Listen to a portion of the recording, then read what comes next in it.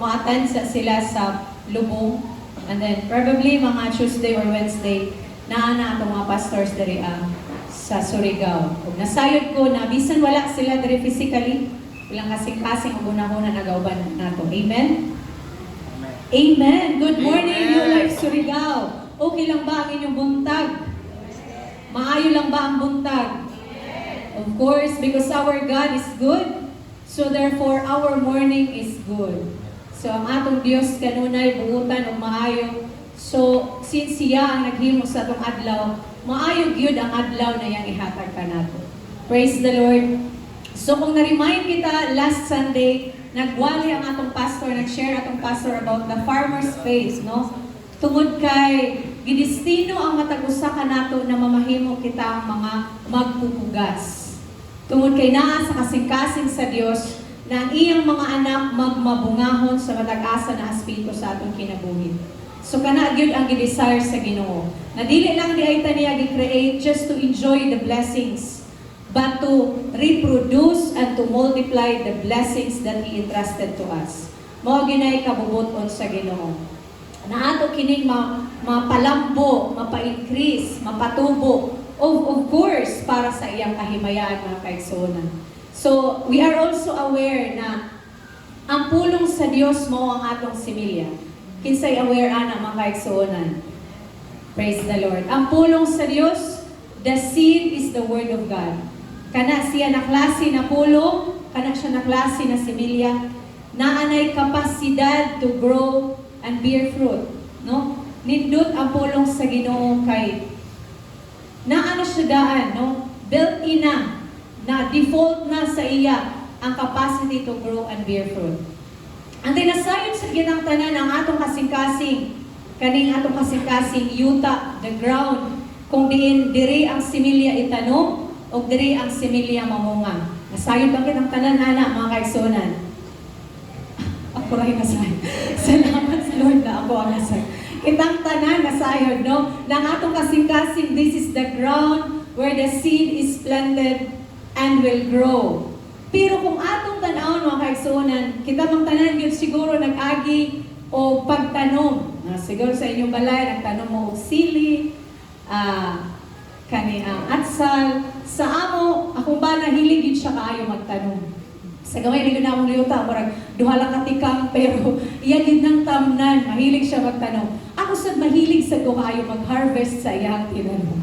Partner man na, jetig tanong, jetig harvest. So, kada niya pugas, kada niya tanong, manubog yun.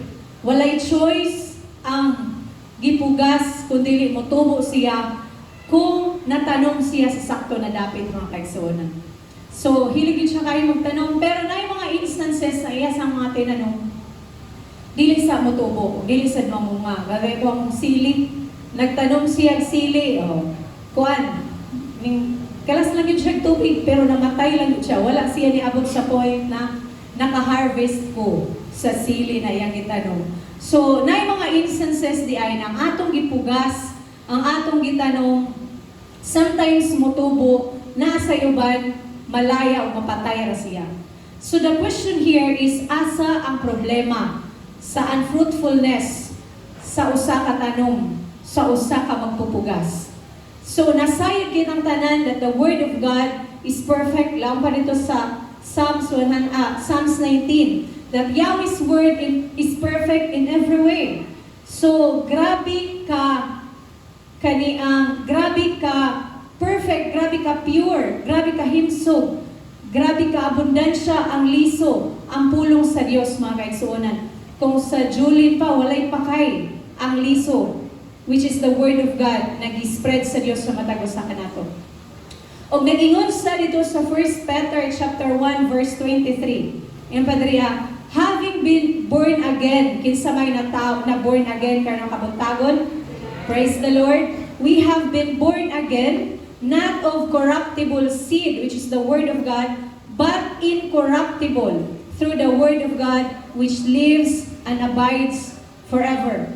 So kung tanaw nato na bago ang atong kinabuhi, nag-enjoy kita as new creation diha sa gingharian sa Dios, not because of the corruptible seed, kani siyang corruptible klase sa seed ni na temporary lang. Dali lang ni siya madugta, dali malaya. Of course, eventually mapatay ang kaning corruptible seed. Apan wala ta diha di ay nahimugso. But gihimugso kita pagbalik sa Dios diha sa iyang presensya, pinaagi sa incorruptible seed. Naadri ang description sa incorruptible seed. The word of God which lives and abides forever. So kani siya na klase na liso mga kaigsuonan, dili gyud malaya tungod kay it will live and abide forever. Siguro kita mubalik na lamang sa iyang gingharian apan ang iyang pulong buhi gihapon, naglihok gihapon, nagperform gihapon sa iyang purpose, nag-abide gihapon sa matag kinabuhi. So kanina klase na similya na atong gihisgutan diri kita nahimugso mga kaigsuonan. So kung tan-aw nato, ang similya sa Dios is perfect. Ang similya sa Dios is unchanging. Dili siya ma-decay, dili siya ma-diminish, dili siya mamatay. So sa atong pagpugas mga kaigsuonan, wala tay question sa kapasidad sa similya. Tungod kay gi-describe na nato sa duha ka passages gay na His Word, the seed of God is perfect, it is incorruptible, it lives and abides forever. So wala di ay ang problema sa unfruitfulness sa similya. But the hindrance to our fruitfulness is found in the condition of the ground. Naagyon sa environment kung diin asa ang similya gipugas. So sa ako nang giingon kaniya ang ground na gihisgutan diri mauni ang kasing-kasing sa mga tao ni hinimong sa Dios diri sa kalibutan. So karon nakabuntagon ang akong hisgutan kaniya mga kaigsuonan is about the faith of the seed. Ang destiny, ang outcome sa similya na atong gipugas. Whether mo bear ba siya og fruit or mo fail siya pagtubo. So duha lang ang choices sa usa ka similya. Motubo ba siya mamunga or mapatay siya sa unahan. Apanaa sa iyahang nakadepende ang faith sa seed sa ground kung diin siya gitanong. So let us always remember that the condition of the heart determines whether the seed will bear fruit or fail to grow. So mao na ni siya kung hisgutan kayo ng mga kaigsuonan na kanunay nato i-consider ang condition sa ato kasing-kasing tungod kay karon nakabuntagon tamnan ta sa pulong sa Dios. And we know and I declare na matag kasing-kasing ka nato mga kaigsuonan is ready and good ground karon nakabuntagon. So karon this message mga kaigsuonan will not focus on the seed. So dili ko maghisgot about sa similya because it's perfect, it's pure, no, it's kani ang it's incorruptible, but ang akong hisgutan karon is the condition of our heart, which is the ground where the seed is planted and grown. Basahon nato diri sa 1 Samuel 16 verse 7. Unsa ka importante di ay ang kasing-kasing nato atubangan sa Dios. Diri sa 1 Samuel mo ni ang time na si Samuel, Prophet Samuel, nangita na siya bagong king, kay pulihan na si Saul. Pulihan na magyud kay dili man permanente ang tanan posisyon diri sa kalibutan. So na magayon changes. So nangita na si Samuel og pagpuli ni Saul kay wala na nakalipay ang kinabuhi ni Saul atubangan sa Dios. So gipulihan na. Ang Dios kanunay naagay ipuli mga kaigsuonan. Amen. Bisan diri sa ministry kung naay kani ang mo biyahe naagay ipuli sa Dios. Kani siya gusto na maputol ang iyahang purpose sa kalibutan. So nangita na siya ni na time ug giinstrukan siya sa Ginoo na moadto siya sa Bethlehem. Ato siya sa pamilya ni Jesse, ang papa ni David, kay mag-anoint siya bago na king. So pag-ato niya dito, kay sulod na ang first son, sulod na, and then ingon siya, mao na siguro ni ang i-anoint sa Dios as king. Apa na ay giingon ang Dios diri sa 1 Samuel. For the Lord does not see as man sees. For man looks at the outward appearance, but the Lord looks at the heart.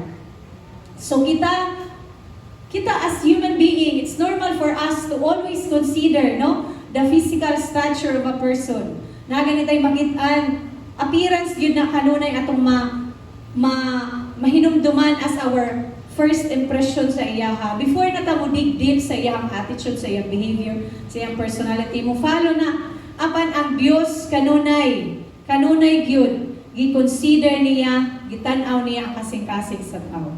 Wala ang Dios nakabase sa ato ang wala lang ni siya nilimit sa ato ang dagway, sa atong sinina, sa atong buhok, praise the Lord, sa atong pamarog, wala lang yun diha naka-focus na ang tanan, but it also includes our achievements, diri sa kalibutan. Wala ang Dios nagtanaw diha, wala ang Dios nagtanaw sa atong status, sa atong mga crowns, wala ang Dios nagtanaw. Wala ang Dios nagtanaw sa titles nimo, nako, na atong na-achieve diri sa kalibutan. But kanunay ang Dios nag-consider sa kasing-kasing nato sa matagusa.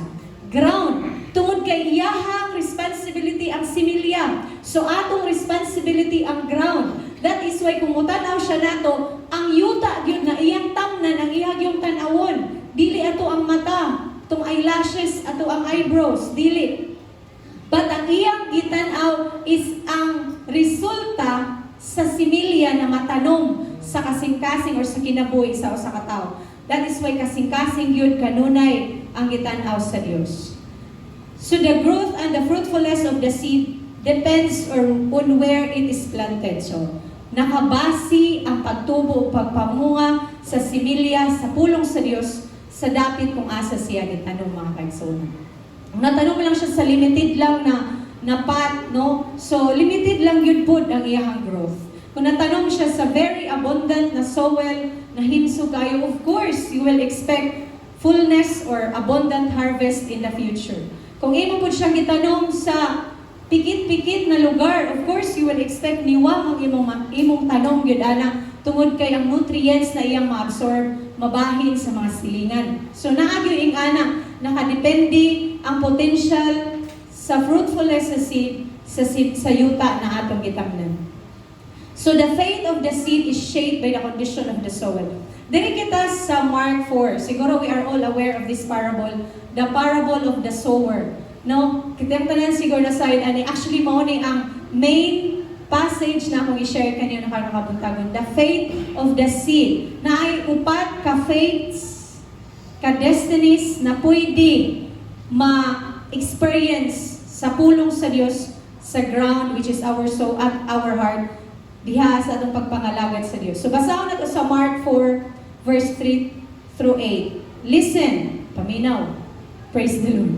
Behold, a sower went out to sow.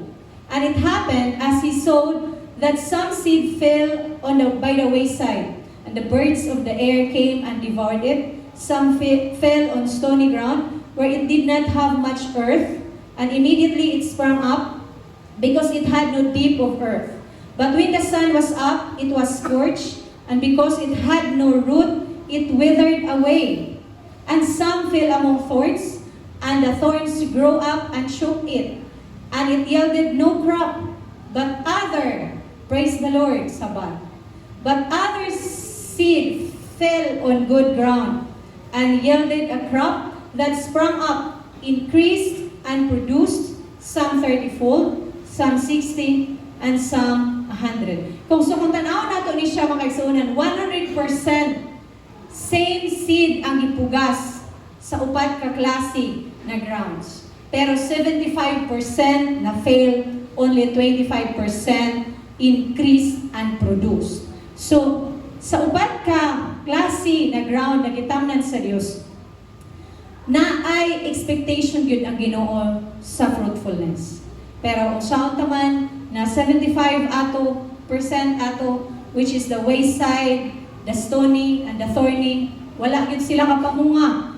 Only 25% lang yun na kapamunga tungod kay na natanom siya sa good ground. So kung nakabuntagon, I will share these 4 categories of soil na gi-describe sa Dios. So of course, i-explain mo po ni Jesus sa unahan kung ano sa wayside and so on and so forth.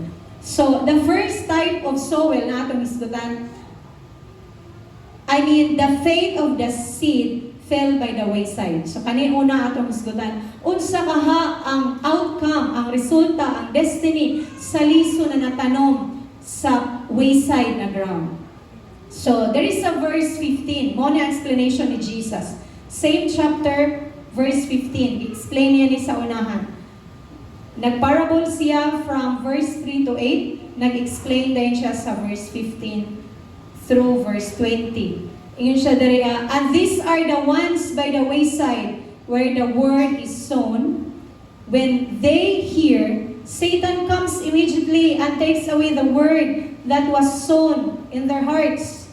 So kung tanaw na to, gidescribe na to gaina na ang pulong sa Dios is incorruptible, meaning it lives and abides forever. So walay kapasidad ang demonyo na mapatay niya ang pulong sa Dios. Unsa iyang kaya himuon, iya lang tanggalon. Iya lang i-take away gikan sa atong kasing-kasing ang pulong sa Dios. O kung tanaw nato diri ang mga kaigsuonan, nakabati gyud di ay ang tao ani. Ingon pa diri, when they hear, meaning naay napugas na faith, because faith comes from hearing and hearing. Pero nagbalik lang, apan siya nakabati, meaning naa siya ay nagdawat na faith ani na time. Pero nadali pag-snatch sa kalaban, sa demonyo. Atong i-describe ang characteristics sa wayside. Sa other version ani mga kaigsuonan is i-describe ni siya na roadside or pathway, agihanan. So diay mga nagtamak-tamak diha everyday, repeatedly, na mga sakyanan ning agi, na mga heavy equipments milabay. So ang characteristics sa wayside ground is gahi ni siya na klase na yuta. Wala ta kakitag dalan na pagtamak nato abot ang lubong diri alapas sa tuhod. Di siya mahimong dalan ko ingana. Gahion gyud na, no? I-compress gyud ang yuta aron pagtamak sa tao di gyud siya malubong. So ingana ang characteristics sa wayside, sa pathway, sa roadside. So naanay kasing-kasing sa usa ka tawo na susama kagahi sa agihanan, susama kagahi sa dalan na atong giagihan pag mangulik ta o San Juan or asa mo dapit. Kasiminto naman, pero kung tagalon na itong siminto, gahi gyapon ang atong agihanan. So gahi siya mga kaigsuonan because it is walked on repeatedly. Paulit-ulit na paglalakbay. Paulit-ulit na pag-agi diha, buntag, hapon, kadlawon, tungang gabi. Diyay mag-agi-agi ning gahi gayon kadugayan ang yuta na naa consider as roadside. So sa atong kinabuhi, praise the Lord sa atong kinabuhi, makakos sa kasing-kasing sa usa ka tawo na gahi, nahimo na siyang wayside ground tungod sa kabuk-aton, sa kasakit, sa compression, sa pagkumpak, sa mga burdens and trials sa kinabuhi na ato ang experiences sa kalibutan. Siguro atong mga past experiences nag-cause na makumpak, makompress, ma-hard ang atong kasing-kasing. Siguro ang trauma na atong na-experience naka-harden sa atong kasing-kasing. Ang ato sigurong mga decisions na nahimo apan wala nakauyon sa sa pulong sa Dios, na naglisod na tang pag-conquer ni ini kay wala ang presensya sa Ginoo, nakakos ka nato sa atong ground na nakompress o nakumpak mga kaigsuonan. Apan naay gisulti ang Dios diri sa Psalms 95 verse 8. Mao ni ang time na Psalms si David nagsulti ani na giingon ni Paul na si David ang naghisgot ani. Mao ni ang time na nalain ang Dios, gi-express sa Dios ang iyahang nabati against sa mga Israelites. So ingon diri sa Psalms 95 verse 8, today, if only you would hear His voice. Do not, ang Ginoo, do not harden your hearts as you did at Meribah, as you did that at Massa in the wilderness. So, ito na yung time na after sa Exodus, no, naggawas na sila, dito na sila sa wilderness, nag-complain o nag-away-away ang mga Israelites kay walay tubig. So, ang gihimo ani na time is instructionan sa Dios si Moses na iyahang i-strike ang bato para mudagayday ang tubig. So, gidescribe sa Ginoo ang kasing-kasing sa mga Israelites na time, naggahi.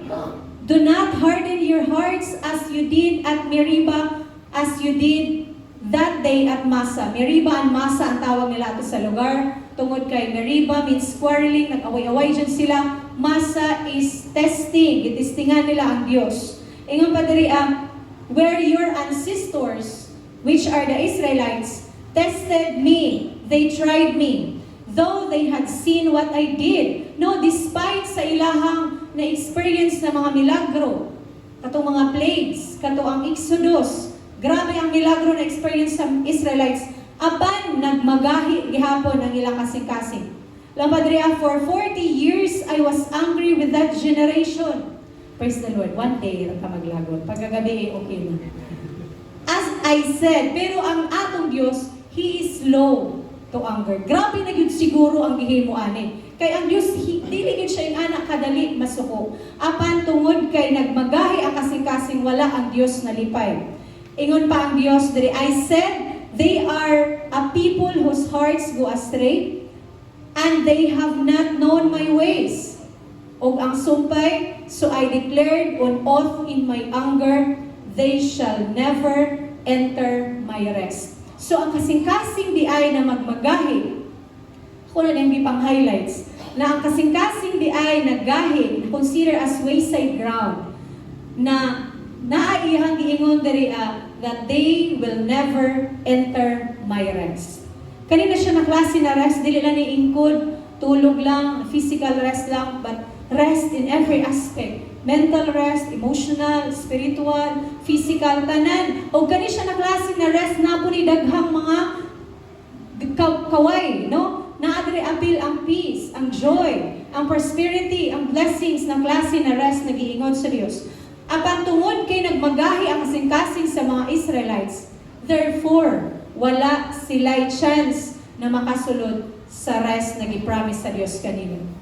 So yung anak ka-dangerous ang kinabuhi sa kasing-kasing sa tao na gahi di ay mga kaisonan. Hindi mo katapad ayaw pag magahi. Praise the Lord. Dili ta magmagahi, New Life Surigao. Ingon pa diri kanina tayo mga kaisonan is kaning seed fell by the wayside. Nakabati na siya sa pulong, nakabati siya sa factual knowledge, nakabati siya sa theory about this word. Apan wala niya ma-experience ang transformation ani na pulong. So amo ra gud kintahay kita na laong na nindot ra ba mo adto sa Korea. Gana dito kay nga nilang tradition, nga nilang culture, nga ilang climate, nga nilang and so. So ikaw nakabati ikaw. You receive the theory about this country. You receive the description, no? The factual knowledge about this country. Pero wala gyud nimo ma-experience na dito gayud ka physically. Same with this kind of heart, mga kaigsuonan. They receive the theory, but they fail to experience its transformation.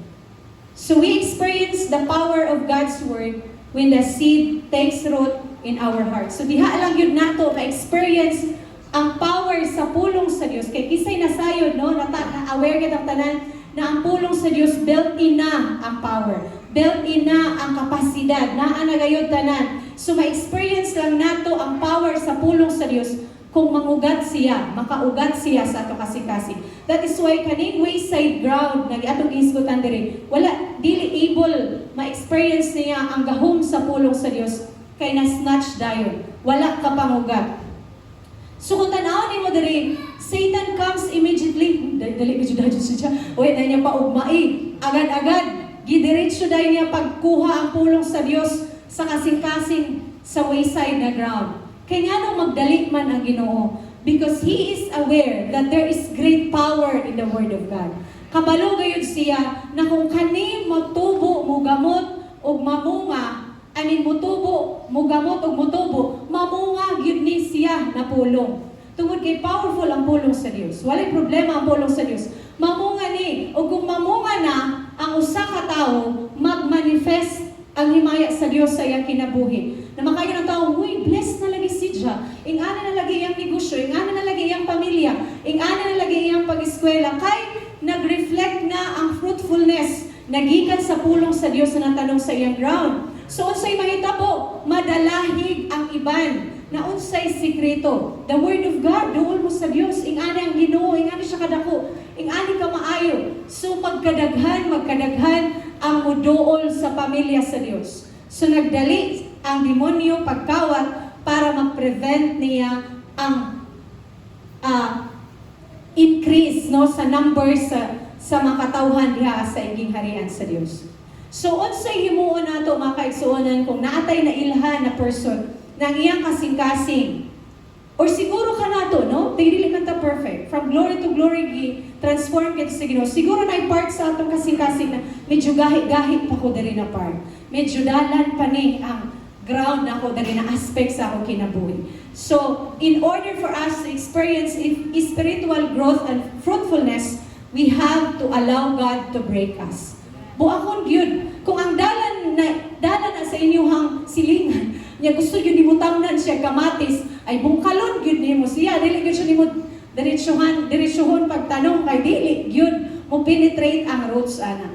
Dili gyud mo crack ang soil og iya lang. So it requires your effort as sower. Imo gyud siyang kalkalon, bungkalon, i-cultivate gyud nimo ang soil para mabuak, para muhumok mga kaigsuonan.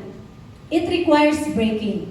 So there is sa Hosea chapter 10 verse 12. Napabata diha mga kaigsuonan. Medyo paspas ra. Nagdali kay mo larga.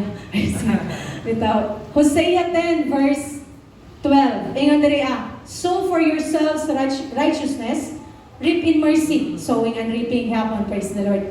Pugas kag pagkamatarong, ani kag kaluoy. Ang dayon pa diri break up your fallow ground. Kaning fallow ground naging hisgutan diri. This is an uncultivated ground. Gahi ni siya na klase na yuta. Gi-reject na ni, gineglect na ni siya. Wala na siya mahilabtan. Kaning giingon diri na fallow ground. So gi-instrukan sila to break it up. Buakon, no? I-cultivate, kalkalon. For it is time to seek the Lord till He comes and reigns righteousness on you.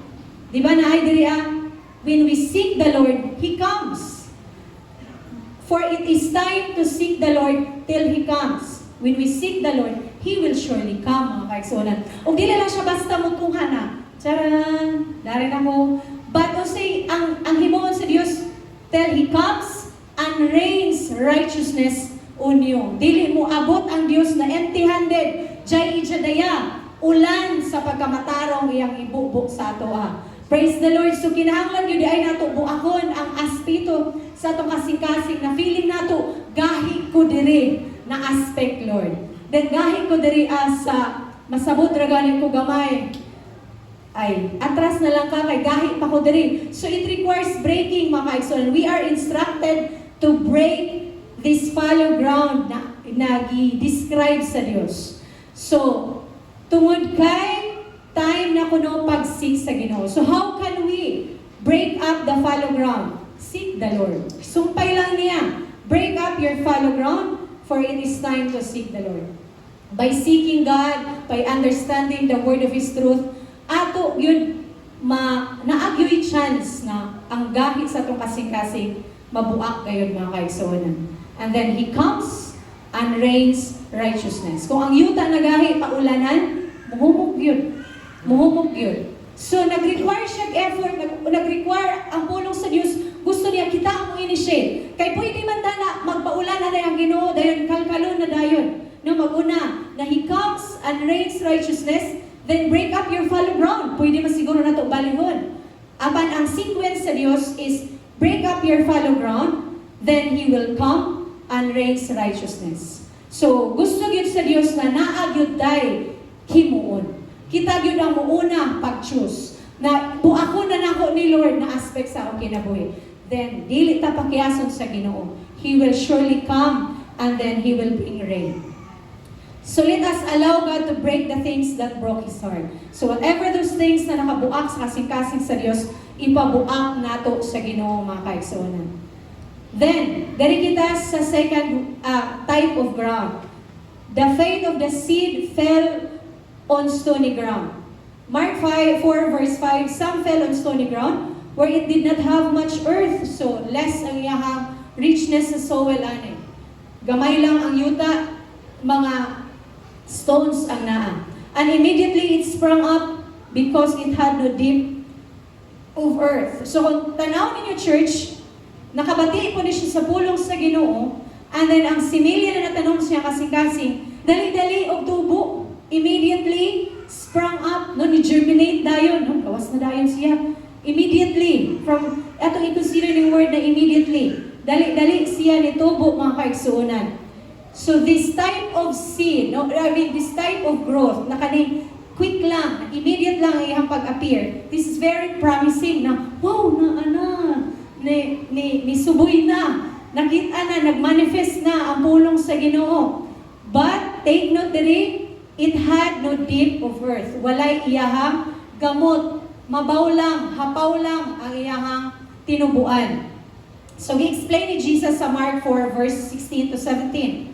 Nagingon diri, these likewise are the ones sown on stony ground, who, when they hear the word, kapati, gihapon sila sa pulong sa Dios, na ay faith, gihapon na tanong, immediately receive it with gladness. So, mao di ay dali-dali nag-germinate ang pulong sa Dios, ang similya na natanong sa iyang kasing-kasing, tungod kay iyang gi-receive ang pulong with joy.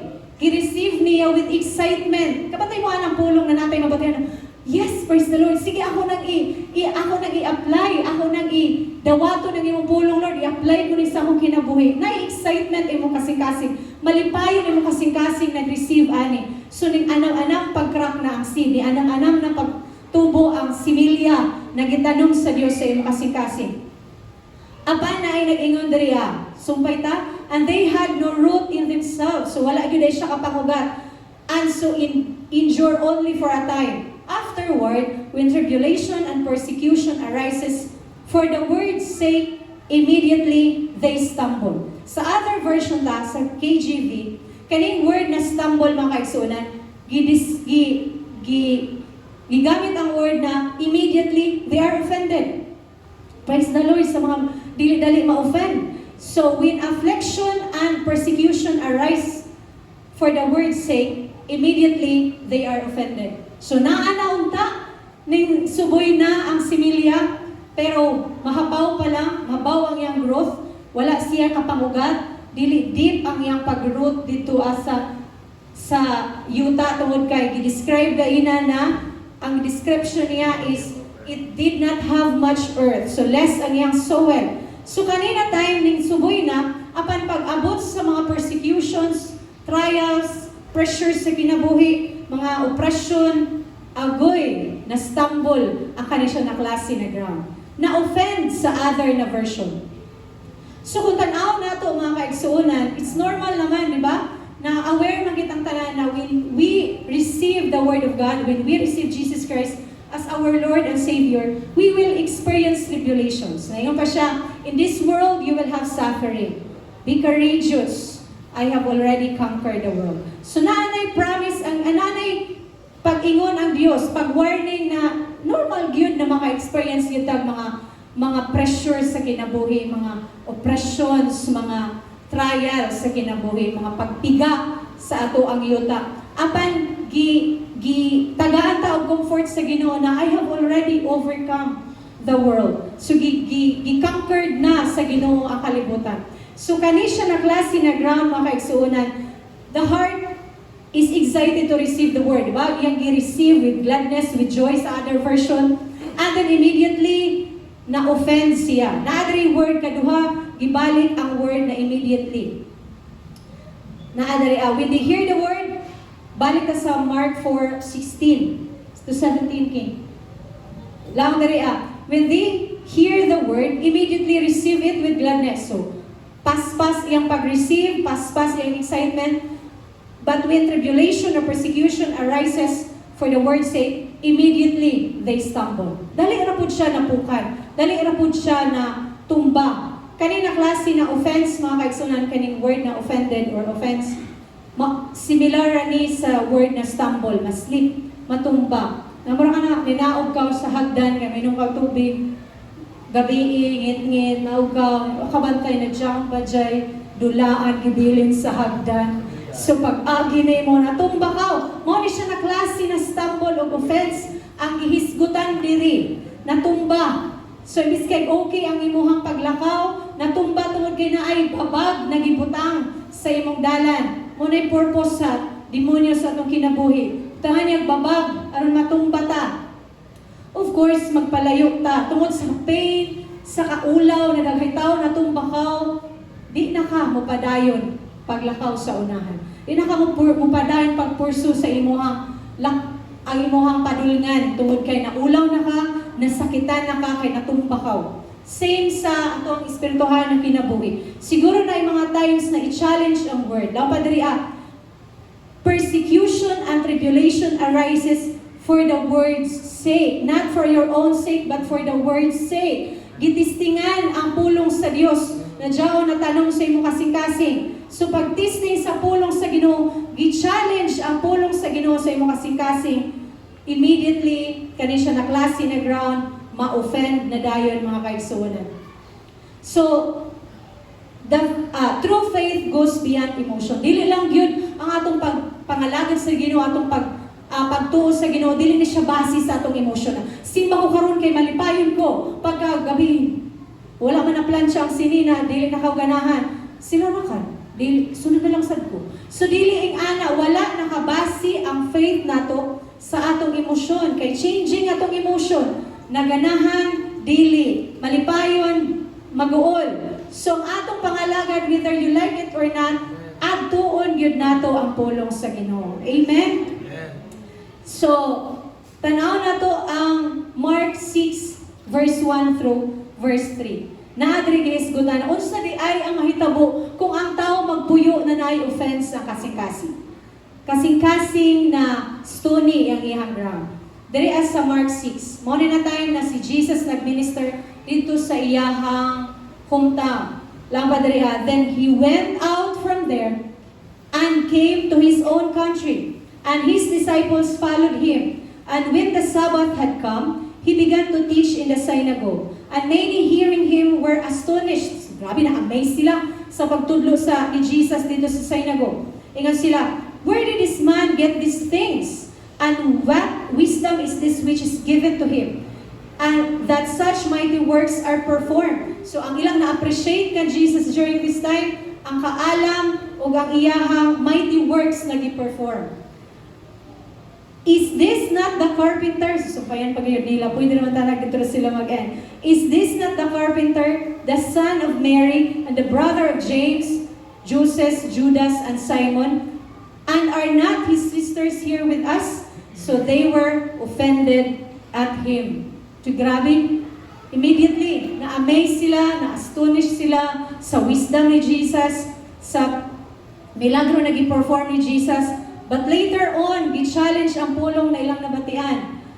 Gi-challenge sa physical na appearance, sa physical na stature ni Jesus. Diba ang ginawala nagtanaw sa heart? Ay binagtanaw sa physical, tungod kay ma-offend gayud da sa physical na appearance sa tao. So ang Diyos gano'n na nagtanaw sa heart. Dito na dayon, na-offend na dayon sila, tungod kay na-remind sila na carpenter, maraman ba dyan ini? Anak raman din ni Mary. Kauban man din nato yung mga igsoon na babae. So na-offend sila, church.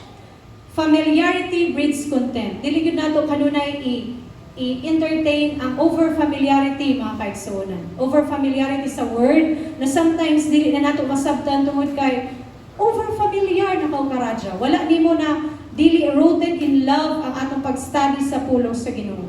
So offense comes when the message challenges our expectations. So, gi-challenge ang ilang expectation kan Jesus tungod kay ilang tan-aw ng Messiah gani gikan sa elite na family, Messiah gani na ing-ani na mga wealth sa kalibutan, Messiah gani ing-ani ang iyang puloy-anan. Apan pagtan-aw nila, gi-challenge sila ang ilang expectation na offend sila. Ug unsay resulta, church, sa kasing-kasing na naay offense gidaladala. Sumbayan sa same chapter, verse 4 and 5. Laang padariya. But Jesus said to them, a prophet is not without honor except in his own country, among his own relatives, and in his own house. Dito sa pinaka-last. Now he who could do no mighty work there, except that he laid his hands on a few sick people and healed them. So kung tanaw na to, offense limits God's power in our lives. So, akong i-emphasize pagbalik na offend ang mga tao tungod kay ingani raman dahil si Jesus, ingani may ang family background, ingani ang status diri sa ilang community. Then, unsa may result nagihimo, unsa may response ni Jesus sa ilahang kasing-kasing na nastumble. He could do no mighty work there. Daghan pa'y kaya himuon ni Jesus sa ilahang lugar. Apan tungod kay ang kasing-kasing nagdaladala sa offense, limited na lang ang iyang gihimo. He could do no mighty work. Wala na siya ka-perform o mga dagkong milagro. And then, masa nila yung gihimo? He laid his hands on few sick people. Mga gagmay na lang ang iyang gipang-ayo. Bis kay daghan paunta to siya. Kaya himuon tungod kay ang atong Dios dako, ang atong Dios halapad. No, walay makalabaw sa atong Ginoo. Apan tungod kay naay offense ang kasing-kasing, nalimitahan ang power sa Dios sa ilang kinabuhi. Same with us.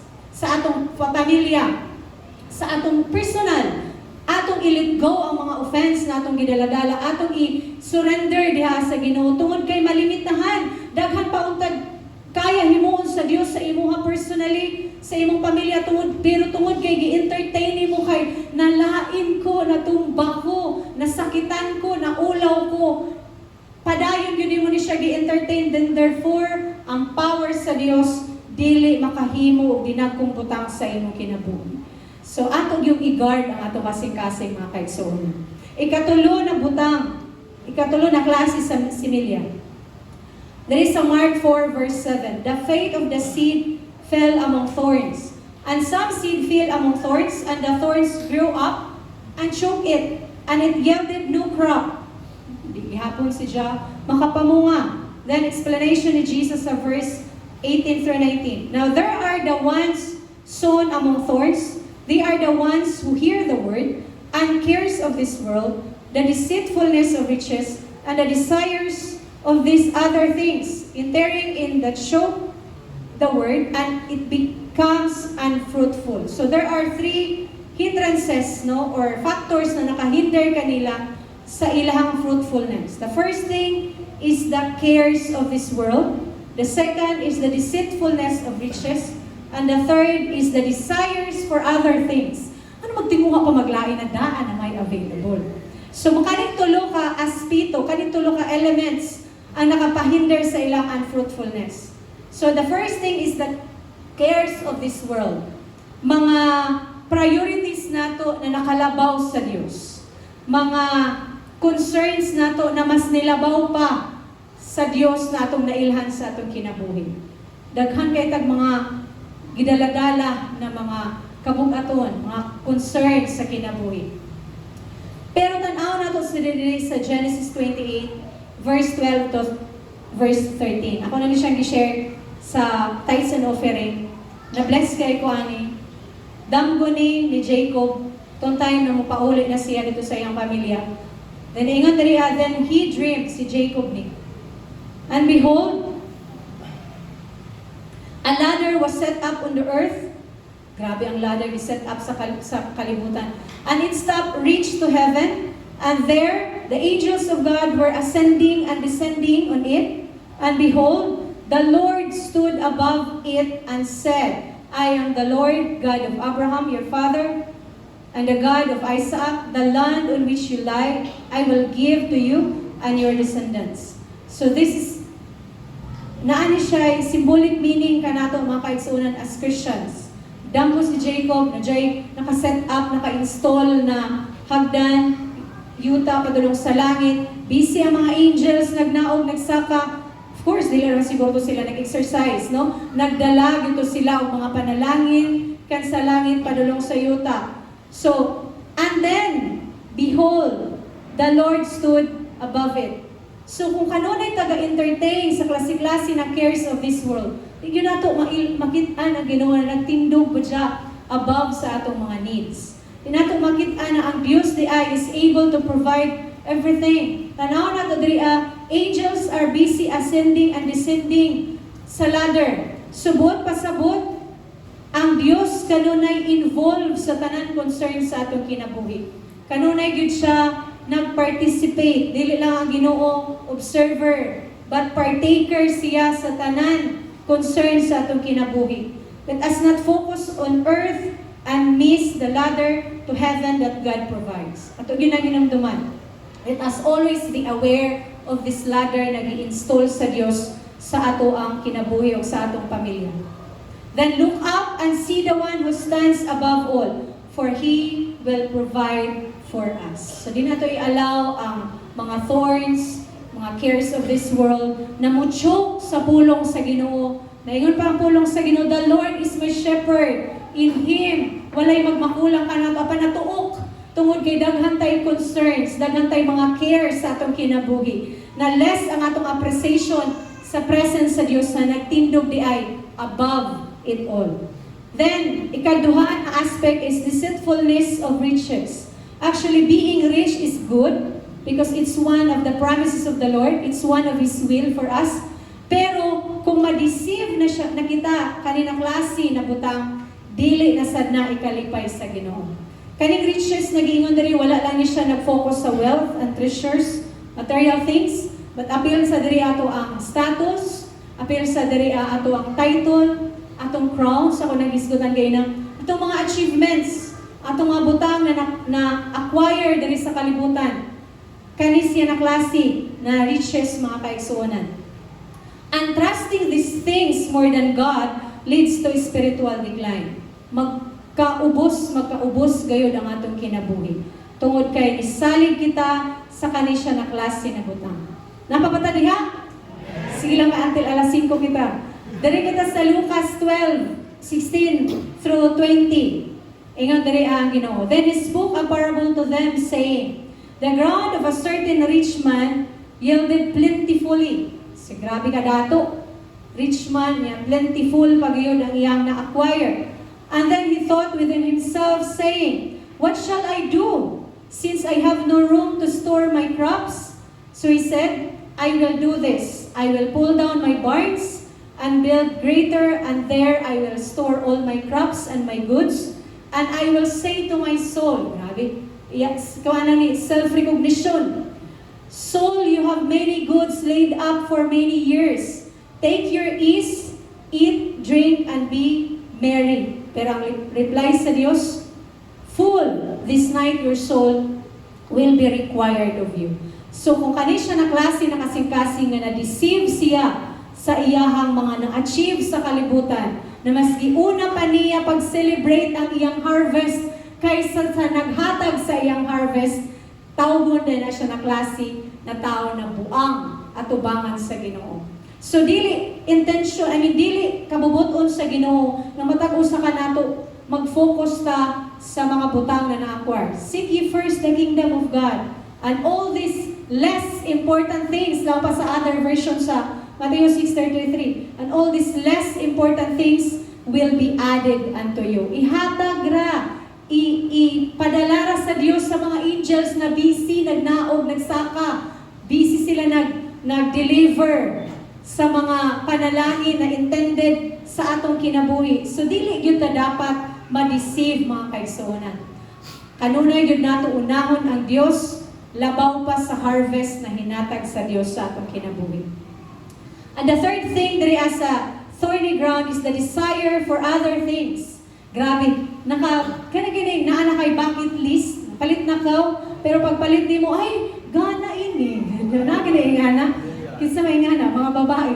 Na palit na ka diri ay 20 ka buok, ren pagsuro nimo nakaabot na kag planggana, balde, bisan grocery ra lang ta to. Naa na kay mga Tupperware, unsara ka dinay mong gipangdala. Tungod kay nag-desire pa ka sa mga butang na wala sa lista. So ang Dios joy mga lists nagihatag ka nato na atong sundon na mo'y dapat i-crave sa atong kasing-kasing, na mo'y dapat natong i-desire, itinguha sa matag adlaw. But sometimes, no, madani kita sa other na mga visually appearing na mga butang o mag-desire pataani gawas sa gihatag sa Dios sa atong kinabuhi. So there is sa Matthew 6:23. Alam pa diri no man can serve two masters. 24 ba dyan, sorry. For either he will hate the one and love the other, or else he will be loyal to the one and despise the other. You cannot serve God and mammon. Dili kabubuton sa Dios ng iyang mga anak, ay divided heart, mga kaigsoon. Ang gusto gyud sa Dios, tanan focus nato, i-share ni sa ako, bana gabi sa among prayer, na ang atong focus, diha alamang gyud sa Ginoo. Example siya, nagtanong ko na siya, og limon, dayon gitaparan niya, dako man ang pat, gitaparan po niya og tanglad. So pero pinakauna gyud ang limon dito, sige hari-hari kita. Tagitamnan man niyang tanglad, so nahari na ang tanglad. Iya na tanan nutrients. Ang limon ni Renz naniwang na, gagmatoy na kaayo ang mga liso. Ang mga purot, bunga na iyang i-produce. Tungod kay divided ang kasing-kasing sapat. Tanaw na to kasing-kasing. Di mga kasing-kasing dyan ang pat. Maski na ang land, divided. Mga bitang design sa ginako design sa mga farmers na magtanong, distansya gid na, dili gyud ako, pikit kaayo na, kakliki sa mga tanom na pikit ang mangga o ang santol, dili pwede kay mag-ilog sila sa nutrients na naa sa soil. So lagyo gyud distansya. So susama sa giingon diri divided ang kasing-kasing tungod kay nangalagad sa Dios o sa mamon, sa mga butang sa kalibutan. So atong iset sa atong mind makagsuunan na para malipay nato ang Ginoo, kanunay gyud nato i-crave ang mga butang na iya sa Dios. Dili nato ipa-divide ang ato kasing-kasing. 20% sa Ginoo, 30% diri na butang og 30%. Whole heart gyud ang atong ihatag sa Dios.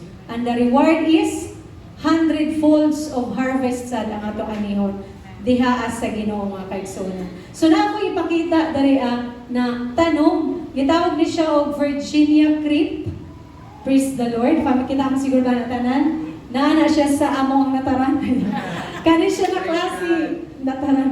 Kani siya na klase na tanong is very guwapa gyud siya tanawon. Sabi na kung nakakay balay, mo siyang himuong pakanat mo siya sa wall. Pero kani siya na klase is very deceiving ini. No? Kaya nga naman, kung matapad ni siya sa imuhang gipugas, i-choke yun niya ang imong tanong. Iyahang i-overpower ang imong tanong na iyahang naibutangan ani mo. But ang very dangerous ni siya pagmukanat ni siya sa tree. Kay lamunon niya ang kahoy na iyang ikanatan. Ang ani siya ka delikado na klase na tanong. Pero guwapa gihapon, napod siya lahi na purpose. So sa atong kinabuhi, kanina klase na mga riches, kaning mga other things na gihisgutan diri kaning mga cares of this world, ang uray ni sila mga Virginia creep na taganas sa mata, gana paminawon, apan kung ma-deceive ka ani, apan kung ma-fool ka ani, delikado ang ground na gihatag sa Dios sa atong kinabuhi. Delikado gyud, mga kaigsoon. And then, praise the Lord for the 25%. There is the faith of the seed fell on good ground. Good ground, bakit ang tanan? Ingon na rin sa Mark 4:20, but these are the ones sown on good ground, those who hear the word. Mga ni ang characteristics sa tao na naay good na kasing-kasing. He hears the word, he accepts it, and bear fruit. Kung walay pagdawat, walay willingness, walay desisyon na dawaton, walay bunga, mga kaigsuonan. And then ay description ni naa sa iyang klase sa harvest, 30-fold, 60-fold, and 100-fold. Depende sa sudlanan. Depende sa ground. Kung usay kaya ra niya. Kaya dili man pwede na palabuan sa Dios beyond our capacity. So kung pilay kaya nimo na anihon na harvest, kana ra pod na fold ang ibalik sa Dios sa inyo. So the God seed in good soil produces good harvest. Very kuan gyud na siya.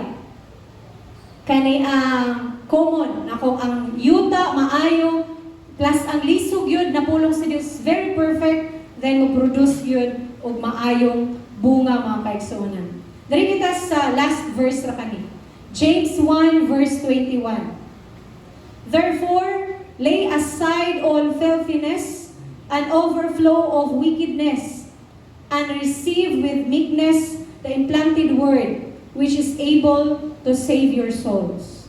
So walay laing elemento na makaluwas sa ato ang kalag kung dili ang implanted word na gikan sa Dios. Ito ginaginumduman, implanted kay natanong na, gibutang na, the time we receive Jesus Christ in our hearts, then this word will able to save our souls. So the tool in order to have a good ground, mga kaigsuonan, is meekness or humility. Paubos yun ta. Kabisan mo sa kagahi, pero kung magpaubos siya, mahumok yun. Lang pa, break up your soul. Break up your fallow ground. Ang pagbuak gani, sakit yun na. So, gipaubos yun mo yung kaugalingon na. Gidawat man mo ang pain sa pagpabuak at tubangan sa Ginoo. So, kanisya is, we receive the implanted word with humility or with meekness. So, dawato nato ang pulong sa Ginoo na naipagpaubos, naipagsabitar, naipagsurrender, and we will experience this 30-fold, 60-fold, and 100-fold of harvest. Amen? Amen. Praise the Lord. Malindog kitang tanan.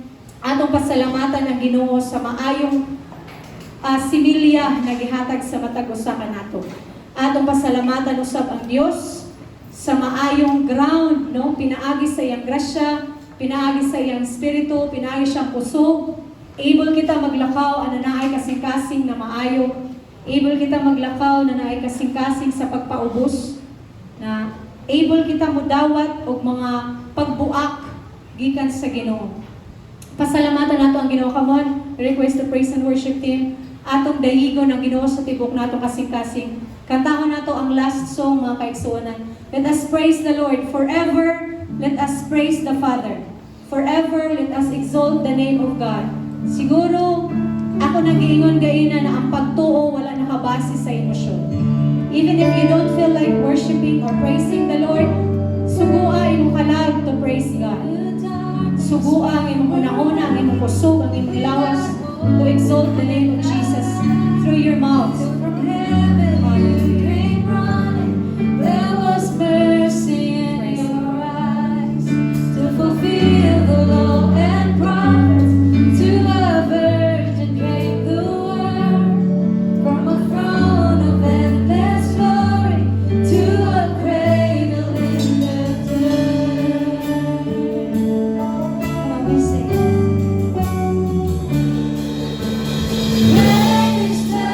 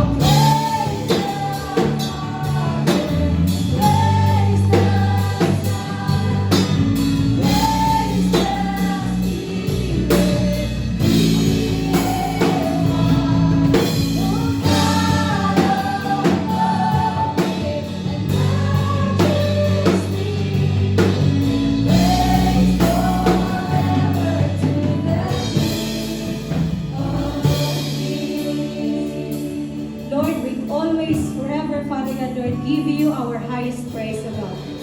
Once, Lord, we were in darkness, but you came, you brought light, Father God, Lord.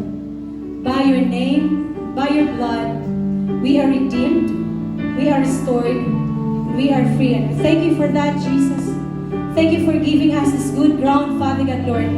Enjoying the real life in you, O God.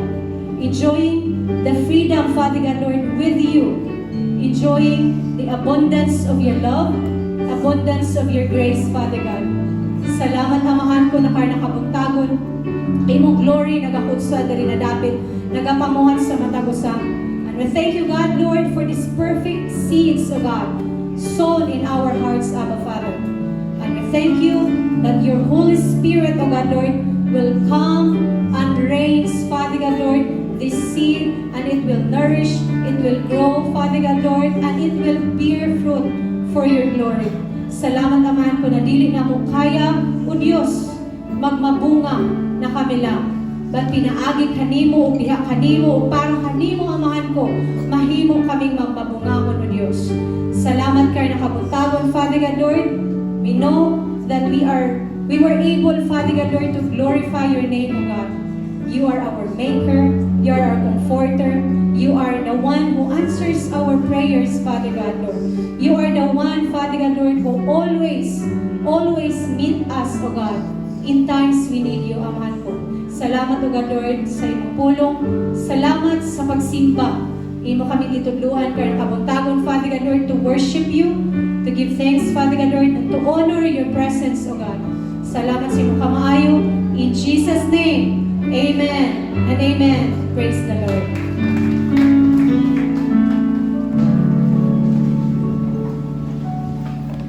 On time ngayon ang pulong sa Ginoo. Amen? Yung pa, kada Domingo nga mag-join ta og fellowship, pwede kita gina-feed ta sa iyang word o gusto sa Ginoo nga mo grow ta sa tanan aspect sa itong kinabuhi. Gusto sa Ginoo nga mahimog kita nga good ground. Amen? So, actually, wala mi magsabot ni Pastora Sara. Actually, within this week, Lord, I have received many words from you within this week. Every day I read your word. And I said to the Lord, God, what am I going to share your word this coming Sunday? Ako ang mag-agkoan. Encouraged by sa tithes and offering. Nagkahulat ko, Lord. And then God reminded me of the life of King Saul and Samuel, and I'm reading that also. And then, just this morning, God told me, share Matthew 6:30 to 33. Okay, share po ni Pastora Sara. But I have to share this to you. Okay? But if God so clothed the grass of the field, which today is alive and green and tomorrow is tossed into the furnace, will He not much more surely clothe you, O you of little faith? Therefore, do not worry and be anxious, saying, what are we going to have to eat? Or what are we going to have to drink? Or what are we going to have to wear? For the Gentiles, heathen wish for and crave and diligently seek all these things. And your heavenly Father knows well that you need them all.